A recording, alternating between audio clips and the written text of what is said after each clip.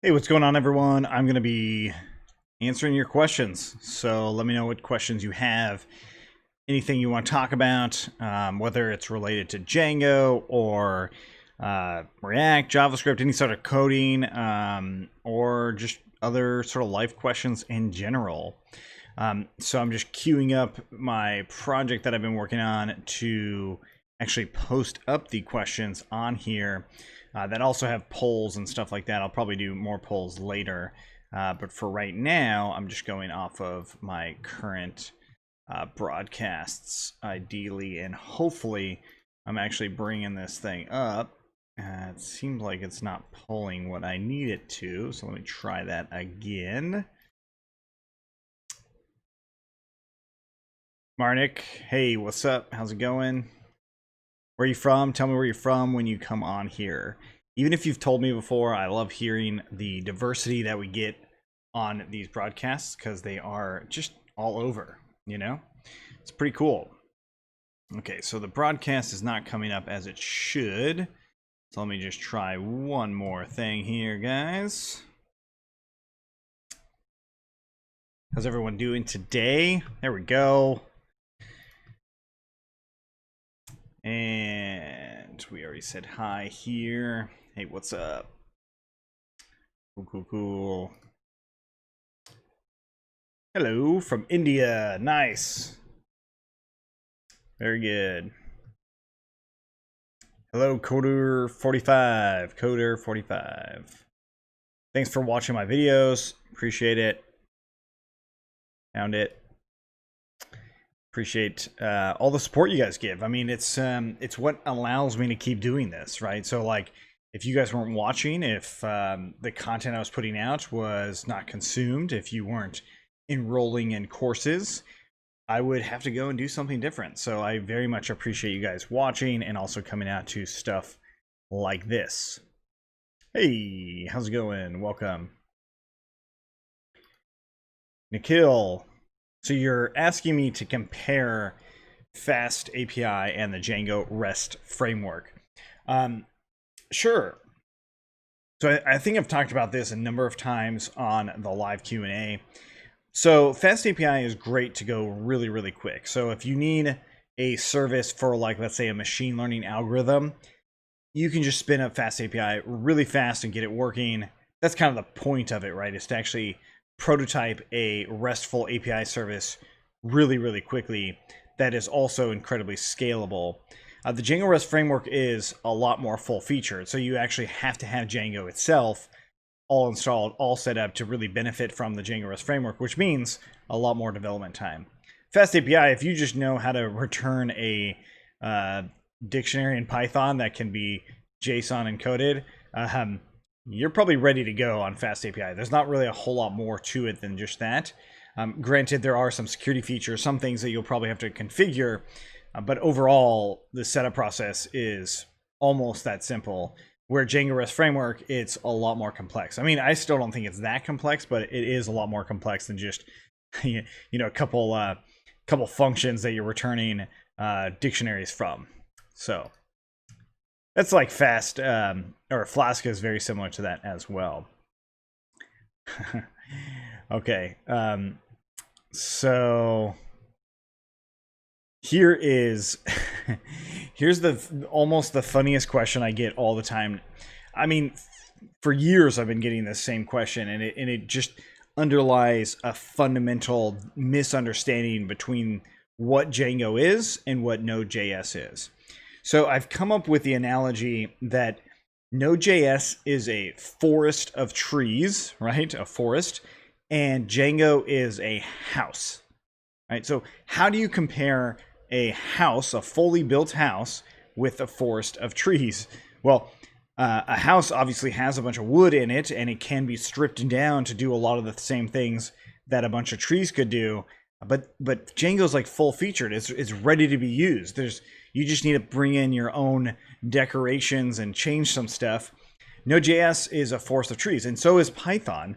Python is also a forest. You have all of these amazing options and tools you can build out of all those trees that this comparison is not a good comparison. And I'm not trying to single you out at all, Myronak. I mean, I just get this question a lot. And I've definitely talked about this a lot, that it's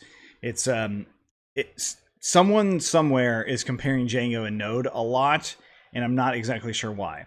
But the better comparison is something like Express.js and Django, maybe. Express.js is a web application framework for Node.js, but it's not as full-featured as Django.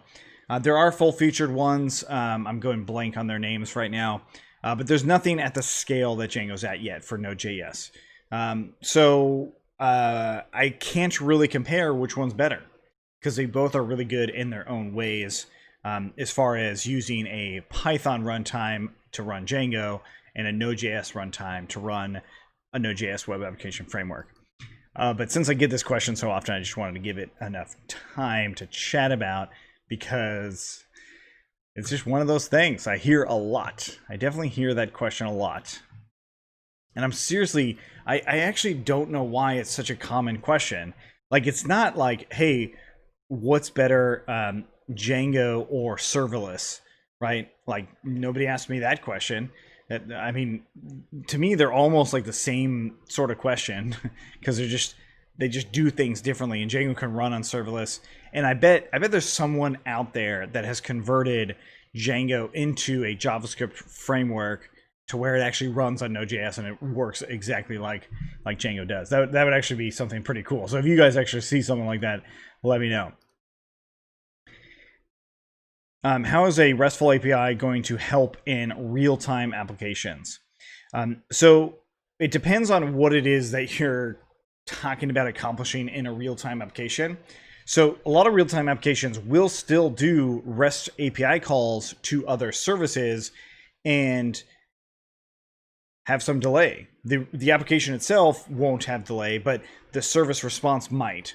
And that delay, you might understand it, you might not, or as in you might comprehend that it happened, or you might not, because it really depends on how they've written their application. So RESTful APIs are useful for all sorts of things, because not every service provides a real-time.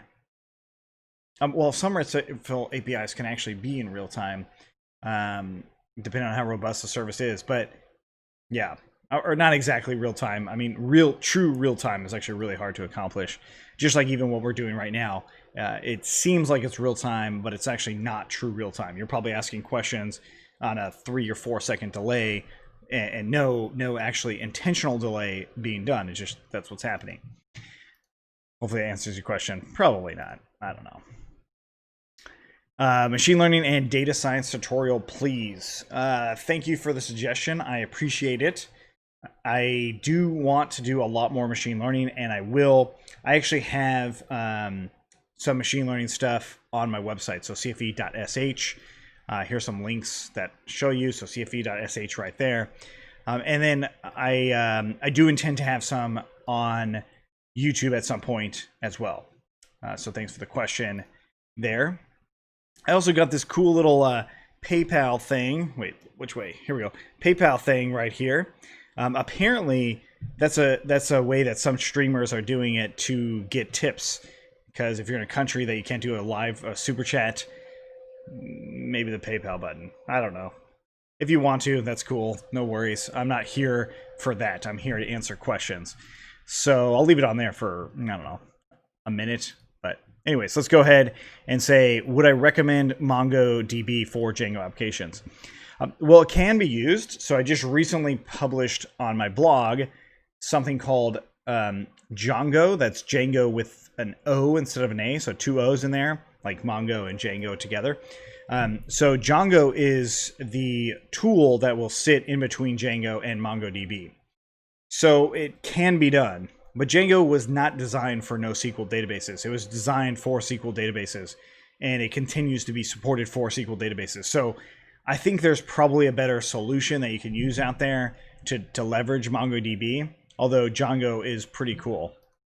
So no, if you're building a Django application, I actually recommend that you do a SQL application, or a SQL database, that is, MySQL, PostgreSQL, or something like that. mainly because that's how Django was designed and that's how it excels too. Django, I haven't had enough tests of it to know for sure that it's doing efficient queries to the MongoDB or the Mongo database. Good question. All right. Yeah, let me pull that off. If for some reason you want to see it again, let me know. I will let you know.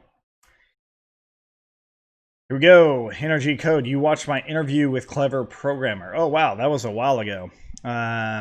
Yeah, I think he was just starting his YouTube stuff around that time. And we had a good chat. I remember that much. Glad that you learned a lot from it. Thanks for watching it. I honestly don't even remember what we talked about exactly. I'm sure Django came up once or twice. How do you define statelessness property of REST API? Man, that's a good question. I don't have a good answer.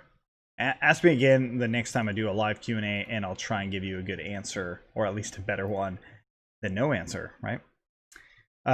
So do you choose MongoDB or PostgreSQL? It really depends on the project, but most of the time it's Postgres. It's also one of those things where I've known it for a long time, so... Is Django suitable for a banking type application or for only social media type? Yeah, you actually can do banking type applications. You'll have to use atomic transactions for everything that's happening in your database to make sure if the database fails or something, it actually backs up what's happening. So a good example of this is if you're withdrawing money from one account and moving it to another, your database has to be atomic in the sense that that entire transaction has to be successful for it to work. Otherwise, you're going to be creating money out of thin air, right? So if you're removing it from one side, like one account, and then moving it into another account, what if the removing fails, but the moving didn't, right? That's a problem. So use atomic transactions for that. Django's documentation is really, really good for all of those things. There's a number of other security things that you would want to talk about, but Django can do atomic transactions. And honestly, I've never actually built a banking application itself, so I'm probably not the most qualified to answer that. But I do know that that atomic transaction thing is critical for banking applications. So yeah, thanks for that. Let's see here. Yeah, thanks for asking that. I agree. That I believe was Node versus Django. Do I recommend Vue Js?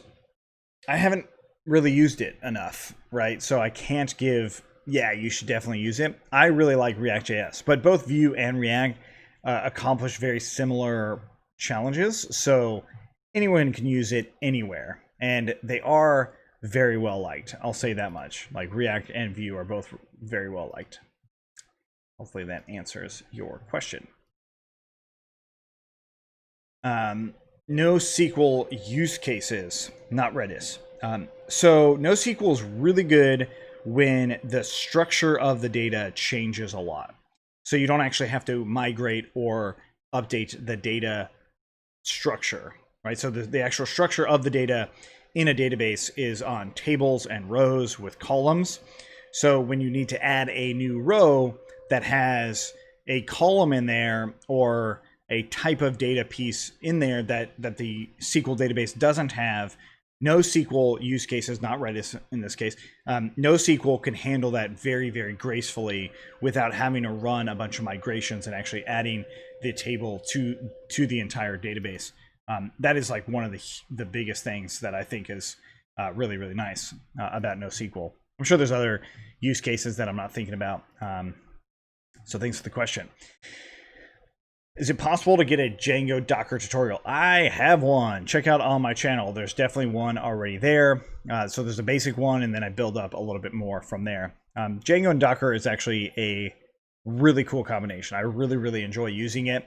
And if you really want to see it in a practical use case, I have a series on serverless Django, and that actually deploys using Docker a serverless Django application in a Docker container on Google Cloud Run.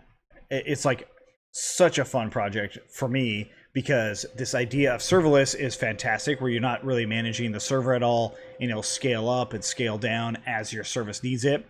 And then a Docker container allows you to control the entire environment there for that server, or for the operating system essentially that's running Django. So if you need something like OpenCV on there, for example, you can absolutely have that using Docker, which is great. But then you deploy it on Google Cloud Run, and it's all serverless, and it's really, really nice. So I do recommend that you check that out on my website. And again, that link is right here, cfe.sh/YouTube.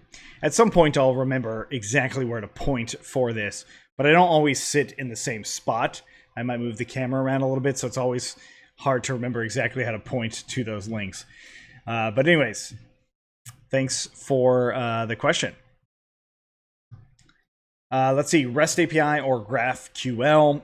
I have so much more experience with REST API. This protocol or scheme really is the one that I use all the time. Now, if you're not familiar with this is, REST API typically has a bunch of endpoints or URIs or URLs, uniform resource indicators, that have a sort of predefined functionality to them, right? So if you are trying to get your most recent tweets, for example, on Twitter, that will have an endpoint specifically for tweets and maybe for a particular user in that URL. GraphQL is a little different, where it's just like one endpoint, and then you send a request with the things that you want, and it will send back. It's pretty cool. I think the concept is really, really nice, but I haven't spent enough time with it to give it my hands down recommendation. There are people that absolutely love GraphQL and say that you are nuts to use anything other, but I don't love that dogmatic type thinking myself. Good question. All right. Hey, from India. Nice.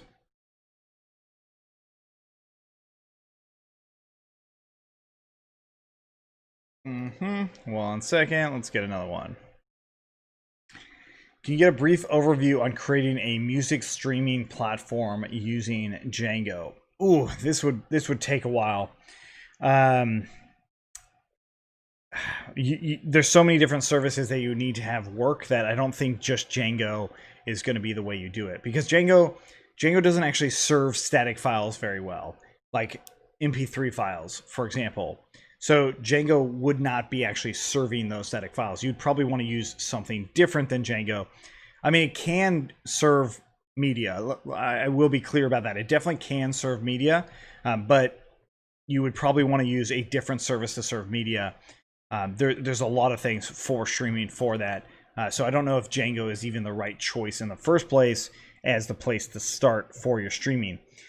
So yeah, that's the best answer I've got for you right now. I should probably look into that one a little bit more too, because it's definitely interesting. Any hope for a Django REST framework bootcamp? Yeah, I'm not sure. So I have been enjoying the bootcamp to the degree that I actually can talk to people at the end of it, like these live Q&As. The challenge with a bootcamp is when production issues happen, right? So the vast majority of time when I create content as a recorded content where I just upload it and play it that way, what happens is you hopefully don't see any production issues. I mean, like if the trash collector comes outside and it's making all this noise, you know what I do while I'm recording then? I just hit pause, walk away, go do something else for a little bit, or do something else on my computer, and then after it's gone, all that noise has dampened down, I can re-record. That happens live. It happened to me today, and it was a bummer, right? It was like 5 minutes of just a blank screen, essentially. More like a coming soon screen, but it was not that fun. So I'm not positive if I'll end up doing more boot camps in the future. The other thing is, like, when I do these boot camps, since there are those production issues that come up once in a while, it's not like I can just stop in the middle of a live thing and oh, I'm going to take this back from the top and re-record everything or redo everything. You can't really do that in a live broadcast, right? I mean, I guess I could, but that's not what my intention is for any of these boot camps.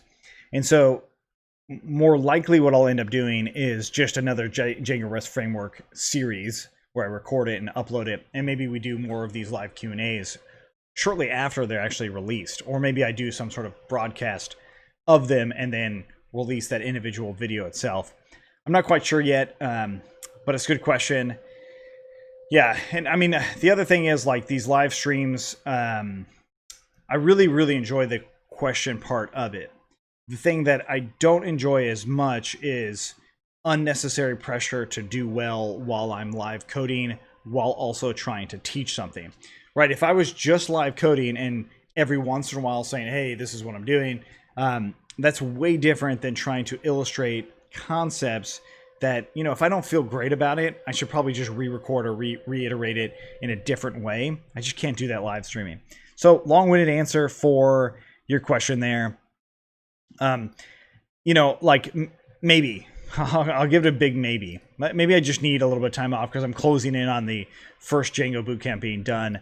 And maybe that's a big part of it too, is like I just need to finish that out and clear the slate, maybe take a week or two off of the live stream bootcamp and then come back. What's my go-to IDE? I actually use VS Code, so I don't know if it's technically considered an IDE. I think it is. But VS Code is my go-to. I used to use Sublime Text. I think I still use it every once in a while, but I think Sublime Text is really cool, but there's a lot of features that VS Code has that have just far surpassed what Sublime Text did. And I would argue with a lot of other IDEs as well. I'm sure there's some other really good ones out there. What's your go-to one? Do you have one? Let me know. I know that JetBrains and PyCharm, they advertise a lot on my channel, so I don't have any control over that. So maybe people really like JetBrains. I don't know. I haven't given it enough of a chance because it's like a few $100. Like, I don't know. Like, VS Code's free. Why wouldn't I just use that? Like, I still have yet to really be like, oh yeah, definitely gonna move away from VS Code, especially with tools like Kite, which I've started using. That combination, Kite is like an AI code, like a predictive text basically. So like on your cell phones, you got predictive text. Kite does that with your code, kind of like IntelliSense that VS Code has in there. But anyways, that combination kind of makes it hard for me to want to switch for sure. Also, VS Code has a bunch of plugins that allow me to do things with Kubernetes and all that. So hopefully that answers your question. Wow, I'm super far behind on these questions. So thanks for bearing with me. So I don't think I'm going to be able to get to all of them. I'm probably going to be on here for maybe another 10 minutes or so. I literally say that probably every time around this time, and then it ends up being 40 minutes. So yeah, I mean, if you want your question answered soon, then just do a super chat and I'll see that right away, and I'll be sure to answer all of those things, because the super chats obviously support the channel. Okay, here we go. I have a good question. What is better, exposing API between Django services or sites or map or each? I have no idea what you're asking me here. Sorry, Doug. Or Douglas, excuse me. Could you give a brief description of the relationship between Daphne and how it integrates to the greater Django ecosystem? So Daphne and Gunicorn accomplish very similar things in just different ways. Gunicorn can actually replace Daphne with UVicorn. So Gunicorn and UVicorn together replace Daphne. Daphne is just an asynchronous server gateway interface, whereas Gunicorn traditionally is a web server gateway interface, and it's just really how the application runs. So it runs the application and sort of handles some of how the HTTP requests are coming through. So Daphne and Gunicorn essentially run Django. So Daphne really doesn't do a whole lot in terms of how actually Django runs in the greater Django ecosystem, except that the Django developers actually created Daphne. Or maybe they didn't create it, but it's definitely a part of the main Django project. And who knows with Unicorn, who knows if that will be abandoned in the future, or if Daphne gets integrated with Unicorn at some point too. So we'll see. Time will tell. Thanks for the question. Good one. Good one. Should I update to Python 3.9 or stick to the old one? This is a good question. Now, the vast majority of Python packages from pip will not be in Python 3.9 yet. They just won't be because it was literally just released. So the reason like smartphones don't necessarily have this problem is because they typically give a beta, and smartphones have these bigger rollouts. Apple had their big rollout for iOS 14. They do these big old rollouts for these version upgrades. And in some places, they absolutely adopt those things really, really fast. Python packages aren't like that, right? I don't know if Django supports Python 3.9 yet. I'm sure it will very, very soon because the change from Python 3.6 to Python 3.9 is minimal, and that's done on purpose. It's not major changes overall. So no, you should not upgrade to Python 3.9 yet. 3.6 is still amazing, so use that if you need to. 3.8 is obviously still very fresh because that one also pretty much just came out, or at least that's what it feels like. Like Python 2.7 is still being used, for a good example. People still use Python 2.7 in production applications today, even though they've set sail on it and it's in production for, I don't know, 10 years, maybe longer. So Python, even 3.5 is still fine, Python 3.4, but there are some packages that just don't support that version of Python. So just keep that in mind. I actually was using Python 3.9 for something, and I tried to install, I think it was Python requests, which is a very popular library. This was like, geez, what, a week ago or whenever it was first released. Python requests wasn't ready yet. So that's like, I don't think it was. I think it was Python requests that was the thing that failed, but thanks for that. Wow, why are you yelling at me with all your capitalization? Not necessary. Social authentication with Django all auth. That is definitely something I will do at some point. Again, I do have a Django all auth tutorial on my website, and again, that website is here. Use white noise for serving static files, but it's not working for me. I do not recommend using white noise for static files. I know a lot of people like using it because it feels like Django's running it, but you should use a production grade static file serving platform of some kind. So AWS S3, Google Cloud Storage, which is basically the same thing as S3, but by Google Cloud. Azure has an offering as well, something very similar to that. I don't remember the name of it. Use one of those things, and then there's a thing called Django Storages. I'm assuming you're using Django. Django Storages can easily integrate with all of that. I perhaps need to make an updated version of this, but Django Storages documentation I think is pretty good. It's just the thing that might trip you up is the user roles and user permissions to actually set all of that up.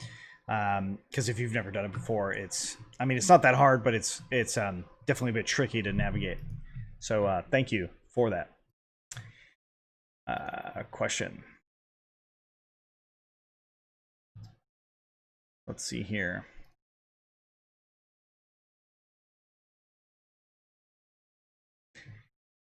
How about a series that helps developers put their portfolio out there and start getting clients? So kind of like a freelancer series.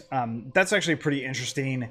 The thing is, like, what I really like about software is there's a way to do it, right? So it's like hard science, like it's proven. I can send you a line of code, you can run it, it's going to run exactly the same. The thing about like advice in gaining clients, it's not that way, right? So like the way I would gain clients is going to be different than the way you will gain clients for freelancing. So a series that helps developers do that, it's kind of like just general advice. It's not necessarily, hey, this will for sure work. And perhaps that's what people want to see, but I've only heard it a handful of times. So I mean, if more people want to see that, maybe that's something we can check out. We'll see. Thanks for the suggestion, NRG code. How to build production level Django application. I talk about going into production a lot in various projects. Check out my e-commerce project. That definitely covers it, or the e-commerce course that definitely covers it in detail on cfe.sh/courses, not YouTube. Okay, cool. Thank you for the question. And thanks for the super chat, Tona Lake. What are your thoughts / advice on authentication packages to use with Django? Yeah, my hands down answer now. Well, it used to be Django registration and Django registration Redux, but that package has had a lot of flux up and down. My hands down answer now is Django all auth if you're not doing it all yourself. So the reason you'd want to do it all yourself is to really learn and understand it, right? Understand all of the process that goes into managing authentication. Django all auth, on the other hand, handles all of the very common things you would do in just regular user authentication, not social authentication, does that too, but just regular user authentication, like, verifying emails and multiple emails, and being able to switch those things really, really easily as what your default email is and all that. So Django all auth is really good for that. And then you get the added bonus of it's already integrated and ready for all of your social authentication too. So if you want to add Google authentication, boom, you just do it with Django all auth. You add some configuration for Google itself, and then you've got that authentication as well. So by far, that is the best one. Thank you for the super chat, Katona Lake. I lived in Catalonia in Spain. Sorry, you Spaniards, that I mispronounced it, but I lived there for a little while, so I immediately jumped to Catalonia. But you said Katona Lake. Thank you for the super chat, and it's a good question. Django auth is definitely where it's at. And your name's Kathleen. Oh yes, okay. Do you live on a lake, or your name's Kathleen Lake? I'm guessing your name is not Kathleen Lake. That's probably a silly thing to redirect and ask you, huh? Okay, so how to develop real-time chat application with Django and WebSockets. Not sockets, but WebSockets. So you'll be using the Django channels application. So Django channels 2, and I cover exactly this, on my YouTube channel as well as on my website, so codingforentrepreneurs.com or cfe.sh. So make sure you enroll there. And if you're not a subscriber here, you should subscribe too, right? If you really want to invest in the skills that you want to obtain. Honestly, it will. I have so many projects there that I don't put on YouTube and never will, or may never will, I should say that, that you'll get a lot out of it, including the real-time chat application itself. I go into so much more depth on my website on how it's done, whereas on here, I go and do it really fast. So you can get a lot out of it for sure, but maybe that will convince you to go and enroll on the website and actually get that course done. Thanks for the question. Oh, this is a good one. Let me put this one up. Okay, what about the SQL JSON data type versus a NoSQL option? So historically, SQL doesn't play well with a JSON data type. Postgres does actually a pretty good job at handling SQL field types, and I think MySQL is starting to have support for it. Luckily, Django, I think, works on both things now. I think as of 3.1, by default, has a JSON field that can work on any SQL database. I have to double check that itself. Where NoSQL, naturally, you can actually just put in some JSON in there, and you're not really going to have any issue whatsoever. Well, that depends on what NoSQL database you're using, but by and large, that's the case. Thanks for the question. Why is React needed for Django? Does it improve something in Django? So I think the question actually is, why would you need to use a user interface framework that's written in JavaScript for any sort of backend framework like Django or like Flask or FastAPI or Ruby on Rails or a lot of these other frameworks that aren't JavaScript heavy or UI heavy. And the reason is for user interface, is to allow these user interfaces to be much more robust. So you might already know that it's probably a good idea to use JavaScript to handle a lot of the user interactions on your front end to deal with your backend, whatever that backend may be. So React, in my opinion, as well as Vue, both of these do this pretty well, but I like React better because I know it better. But React actually handles state really, really well. So state being like this down here, right? So if I were to change this in a web page and I just click a button and I want it to change immediately, that is a state item. The state has switched.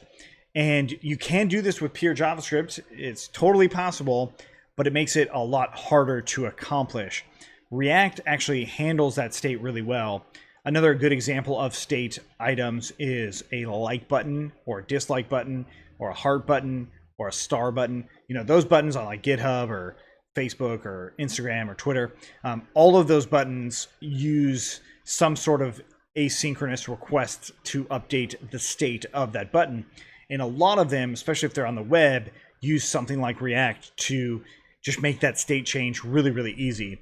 If you did my Tweet Me To project, I believe I do it originally in pure JavaScript, and then I move it over into React to really see the huge performance gains you get in building those user interface applications. When I say performance, I mean the speed as to which you can actually do it, not the speed as to which the JavaScript runs. The speed is negligible, I think, for a lot of the projects you'd end up be doing.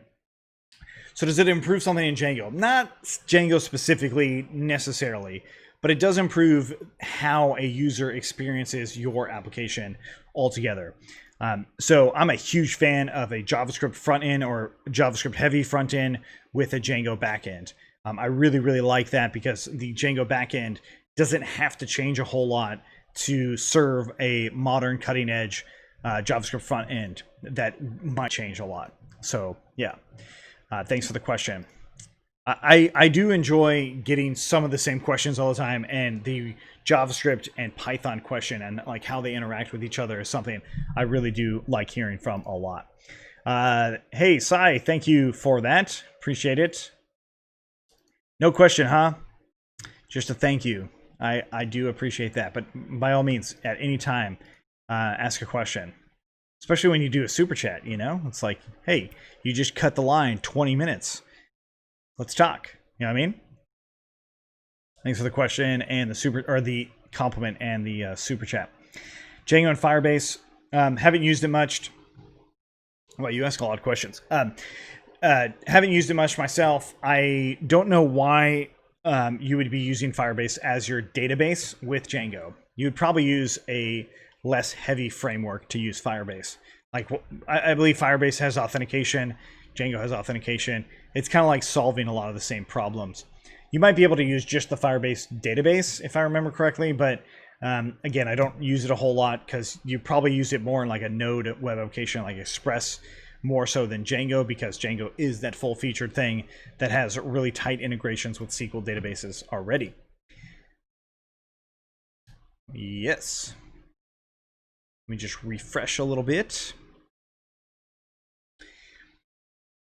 I'm learning FastAPI, and I saw that it uses a ASGI web server instead of a WSGI server, and it says it's much faster than WSGI. And then why do we still use WSGI? Okay, so ASGI stands for Asynchronous Server Gateway Interface.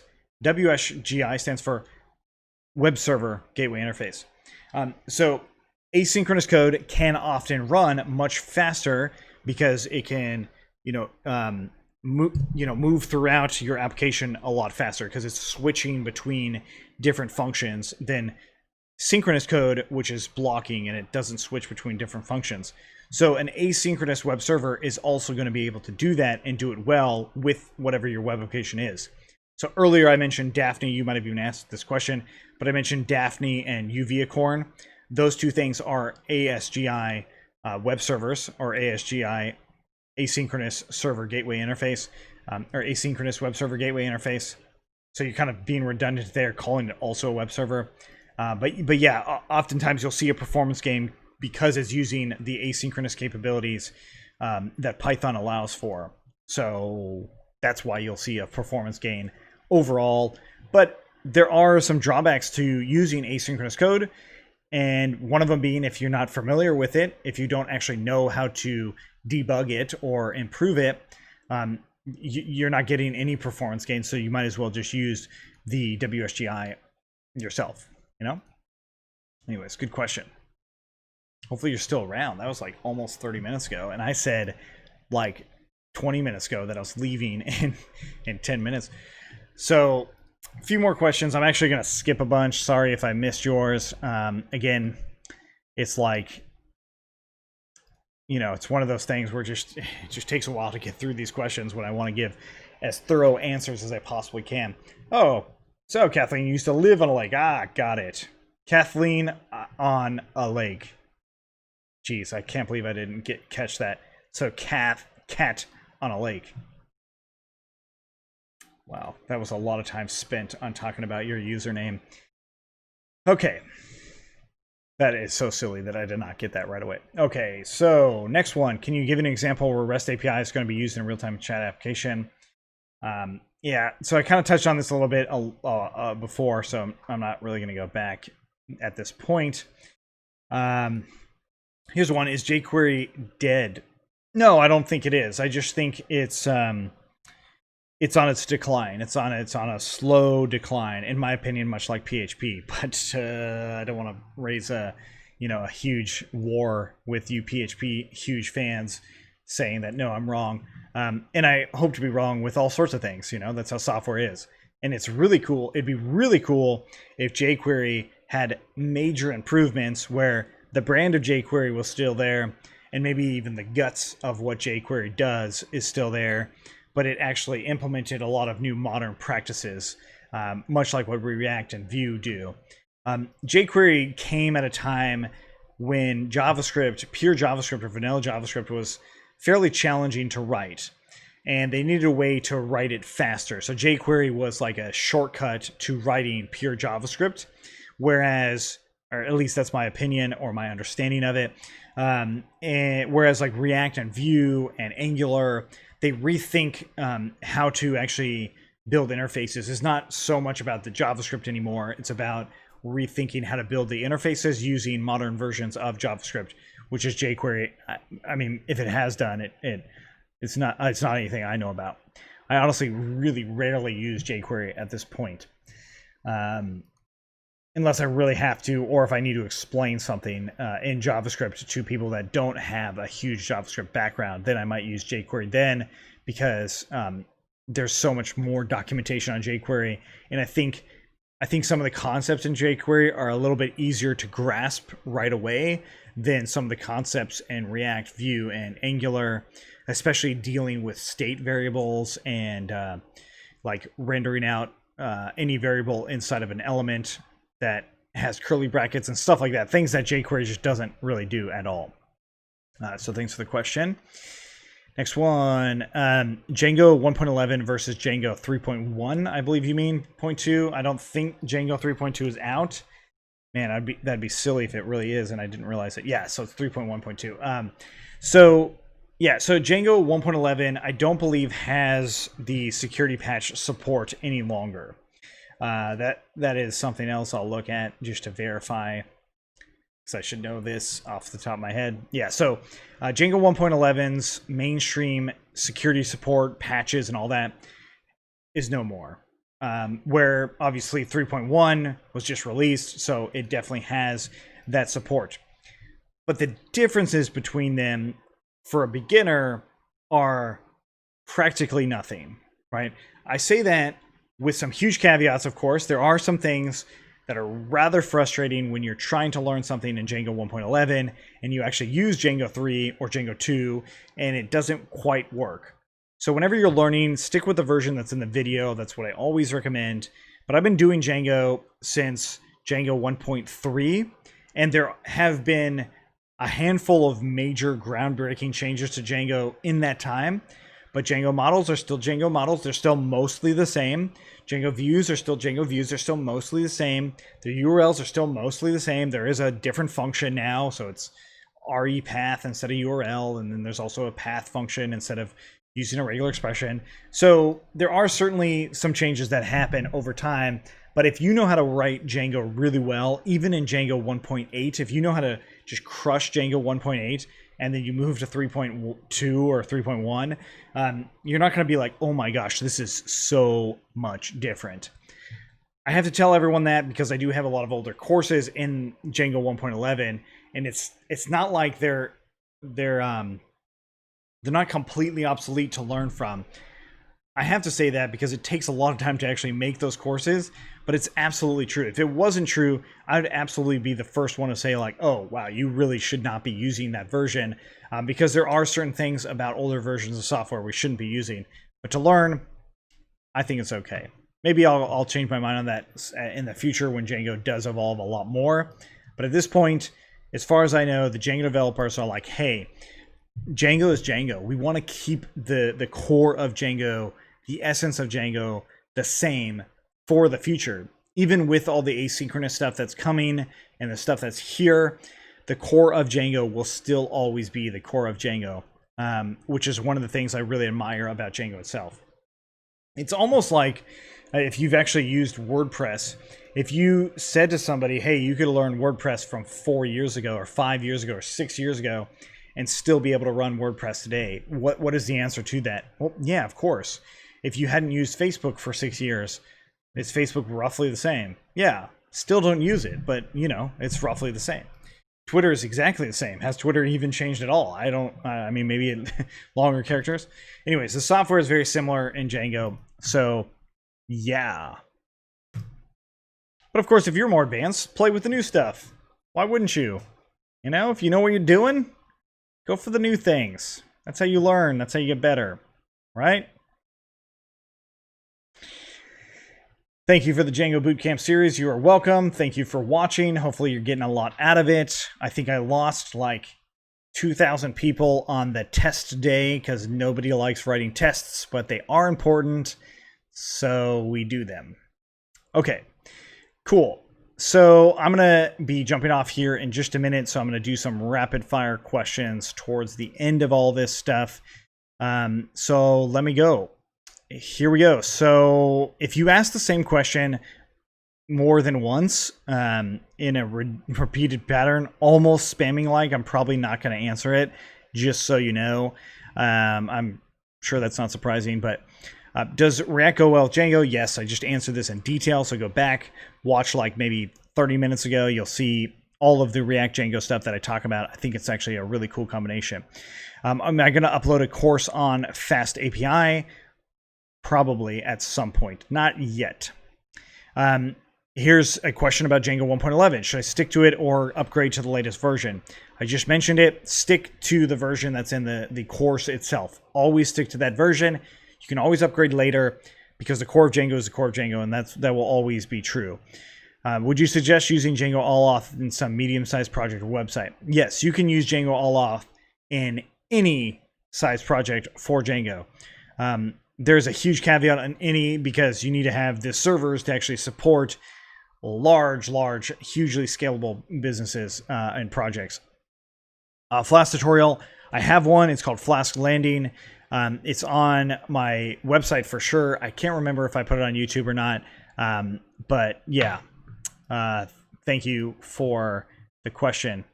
Here we go. So Cat on a Lake with her new question, thoughts on Vue.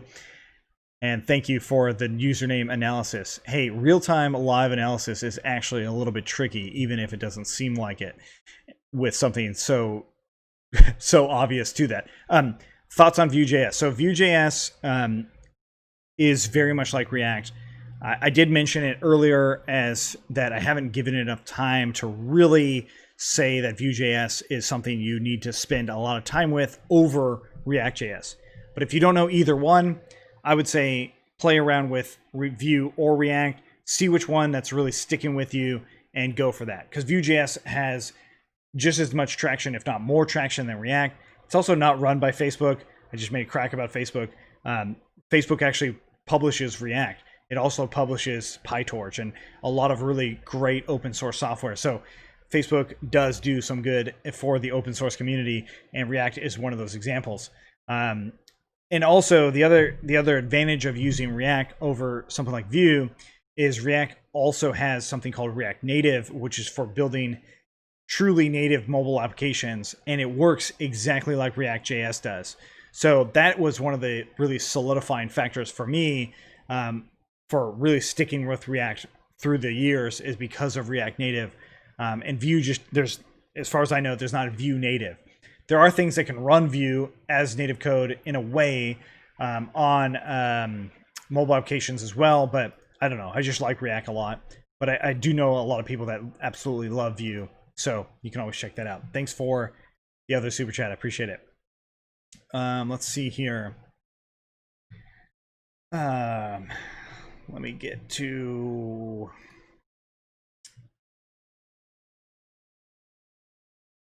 this one. Do I plan to do more? Oh, look at you guys roping me into like more questions that I actually want to answer. Do I plan to do more Django boot camps from time to time in the future? I don't know yet. I think it's too early to tell. I mentioned this earlier as well, so if you go back, but the doing live boot camps, it has all sorts of production issues that I was well aware of. I knew that that would happen here and there, but it's almost like, at what point do I just deal with the production issues during live broadcast like any live broadcast could, or do I just actually record the videos and maybe play it in a live broadcast like this, where I just kind of hang out while it's being played, and then I answer questions right after. I don't know. I think if anything, it's going to be more like that in the future. Well, I'll have a pre-recorded one ready to go. I'll play that in the live stream. You know, like the Apple Live event. I mean, that was a recorded production for a week or a month or however long, and they just played it live.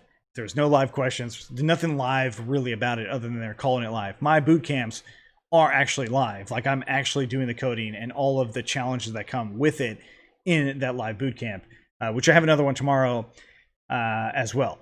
So come check it out and let me know what you think. Because if people are really enjoying these boot camps and getting a lot out of them, then I'll probably do more of them in the future. It's just really early to tell on whether or not they're going to be worth doing because of all those production issues. But there's probably something there with additional live content, because I really do enjoy doing these live things. It's how I get roped into doing, you know, an hour plus Q&A. Like I when I first did my Q&A, these live Q&As a few weeks back, I was like, oh, I'll just jump on for like 20 minutes and answer questions for 20 minutes. And, you know, it turns into an hour because you guys ask great questions, and then I get on tangents as I do, as I did for this one. This could have been a simple maybe answer, but I gave you instead a 3-minute answer on why I may or may not do the boot camps that I already answered earlier. Man, I gotta work on that conciseness. I just don't know how to do it. Cool, great, thanks, Kathleen. Kathleen on a lake. Kathleen no longer on a lake. Dave, some more coffee. I'm glad you enjoyed the video on Parcel.js. I absolutely will do one on how to actually integrate it with Django. It just took me too long to really acknowledge how great Parcel.js and to make it a video. I need to start doing more of those little 10-minute videos where I'm just talking about things that I really enjoy and not always doing, you know, a 12-hour class of some kind that is just like, hey, you really got to commit to doing it. A 10-minute video is not that big of a deal, right? Anyways, thanks, Dave. Appreciate it. Great to get some more coffee from you. I certainly ran out of coffee. What is this? What is this? Haha, Justin's live event. What should we call it? I don't know. I don't know. Maybe Justin's live event. How about that? We can't call it Justin TV. Somebody else did that. I was so bummed when Justin TV came out. I'm like, I don't think I would have ever done that anyway, but it was, you know, a moment when I was a bit younger, I think. Oh, cool. So we really like my short videos. Cool. That's good to know. I think there's like little concepts that I can cover from time to time. That might be really good. I think one of the cool things here, let me just show you this. I actually just covered this today on my boot camp. Let me just pull it up 1 second. Thank you for bearing with me. This concept of filtering in Django. So inside of Django, there's a way to filter between timestamps. So greater than or equal than. Let me just pull it up. And here. So what we've got is, I'm just going to zoom out a little bit, but we've got a datetime object here, right? So this is a time zone enabled one, so it's time zone aware. And to actually get the today's start time in the time zone aware, which would not necessarily be the time zone you're in, but the time zone that Django set up to, this would go to the start of that day right there, and this will go to the end of that day. That was like such an awesome find. I couldn't find that before, but this is a really simple way to do it. And then we can actually just do a query set based off of that. That I think is so cool. Just something really, really simple that can be used in a lot of Django projects or Django filtering based off of timestamps. Obviously, this could also be used in other kinds of Python applications as well. But I didn't realize that there was this replace method for timestamps themselves, so that you can have that 24-hour period. And of course, this is edging right up to hour 24, probably the closest you could possibly get it to actually hour 24, which would actually turn into the next day, of course. But things like that, I feel like those could be really, really cool short little videos that I can do more on. But I've been so much of like, hey, I'm a project-based teacher. I like actually doing real projects, and that's, I think, where the main nuggets come. But every once in a while, doing little things here and there that if you know generally what the concept is or the content is, then maybe you'll get a lot out of it just by watching, for 5 or 10 minutes. So certainly something that I'll probably do at some point as well. Okay. Okay, so let me just back up a little bit, and I want to just say, hey, I'm gonna be on for like 4 more questions, and I'm not gonna do any more of the ones that show up here. I'm just gonna rattle them off. Okay, cool. Dave, you've never heard of Parcel.js, so I'm glad you know about it now. I'm glad too, Dave. When I found out about that and saw how simple it was, my first thought should have been, oh, I need to tell everyone on my channel or on Coding for Entrepreneurs. That wasn't my thought. It was like, oh, I need to use this and try it out on like 50 different projects. And then 4 months later, here we are. I finally made a video for it. This is how it goes. So next one, how do you hide your API URLs? Yeah, so the only way, I think you're talking about the debug, like the debug mode, when you have debug being true, and when that actually fails, that like when you fail a URL and you get a 404 page, it shows you all of the different URLs. That's really the only time that they're all completely exposed like that.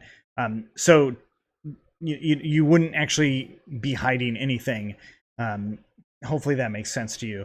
You can also require permissions on them, and that's kind of the point of the Django REST framework, is you add permissions on them so that certain people can see them or have access to them, and other people cannot.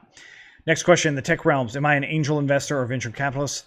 I saw that you had an interest interned at a venture capital firm, so I was curious. Oh, okay. So I interned in college over 10 years ago at a growth capital conference. So it was for a venture capital firm, but I helped run the conference itself. And no, I'm not an angel investor or a venture capitalist. Maybe some point later in life, I would like to be something like that. But as far as either one of those things, I feel like there's still so much I want to do with technology and myself that being an angel investor or a venture capitalist is just not something that I want to do yet. Maybe in like 10 or 20 years or longer. It really depends. Because the thing is, as it might not surprise you, I really like jumping into things, right? So I'm not necessarily one to be like, oh, here you go do that and never think about it again, right? So I really like being involved. So I would probably be a rather annoying angel investor and maybe not a very good venture capitalist for that reason. So it's definitely a skill that at some point I would like to learn. I'm just not there yet. So yeah, thanks for the question. Please make a video comparing backend languages and technologies. Thanks for the suggestion. I appreciate it. I could also cut short snippets from your Django bootcamp, which are important. That's true, but that would require me to rewatch all of the Django bootcamp, which I don't want to do. I don't want to see all of the challenges and mistakes that I'm making in these live bootcamps. Sure, it can make me do it better, but I would rather just make more courses or content for you guys and hear directly from you on whether or not it's good or it's confusing. Now, of course, if you find clips in there, this is for anybody. If you find great nuggets of clips and you want to send them to me, by all means, do that. Like you can send me a time code between when, and then I'll turn that into an actual video clip. I do think that's a really good idea. It's a lot of podcasts to do stuff like that as well. So if you guys want to do something like that, maybe we can work something out, assuming that we can get some really, really good clips, because I would enjoy doing that. And that's actually, so this tool I've been using to talk about denotes when I actually start talking about certain questions. I want that same thing for building clips. It's just a matter of time before I build something out even more. Let's see here. So do I know any good pre-made shopping cart APIs? This guy made a custom Django shop API and his code is messy, especially when he's parsing through Vue functions. Now, first off, you're talking about a custom Django shop. I have a Django e-commerce course. I have several of them, but my most recent one is in Django 1.11. So I realize you're like, ooh, I don't want to use 1.11. But that course covers e-commerce in like 20 hours, and it's everything from scratch.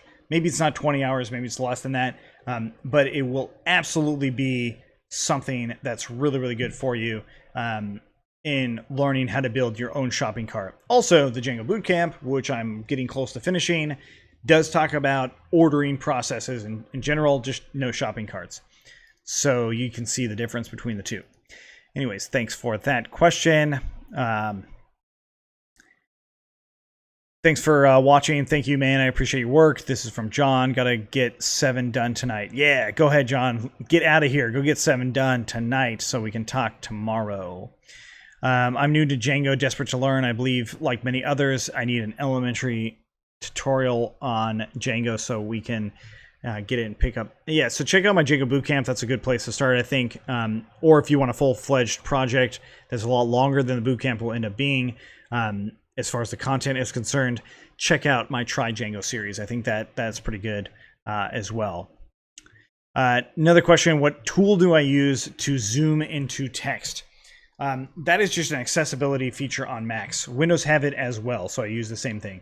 So just look up your accessibility, and I use command and mouse to scroll in, and that's it. I'm just really, really used to doing it because I've been doing it for years now, so it's a good accessibility feature altogether.